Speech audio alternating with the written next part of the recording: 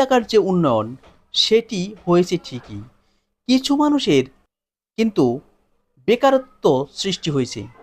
সেটি হলো বুড়িগঙ্গার সদরঘাটের যে লঞ্চগুলো, সেই লঞ্চগুলোর যাত্রী এখন নেই বললেই চলে। আর যে কারণে এই লঞ্চে যারা কাজ করতেন তারা কিন্তু বেকার হয়ে পড়েছেন। সেই দৃশ্যটি আমি যখন তুলছিলাম আমার কিন্তু যথেষ্ট খারাপ লাগছিল যে এখানে আমি যখন এই ভিডিওটি করছিলাম, অর্থাৎ আমি যখন ড্রোনটি ফ্লাই করছিলাম তখন কিন্তু প্রায় সন্ধ্যা। এই সময় কিন্তু কিন্তু এখানকার প্রায় অর্ধেকেরও বেশি লঞ্চ ছেড়ে যায় গন্তব্যের দিকে, কিন্তু সেটা কিন্তু এখন পর্যন্ত হয়নি। অর্থাৎ এই সময়, অর্থাৎ সন্ধ্যার সময় কিন্তু সবগুলো লঞ্চ তার গন্তব্যের জন্য ছেড়ে যায়। তো যা হোক, আপনারা এই বিষয়ে কমেন্ট করুন। আর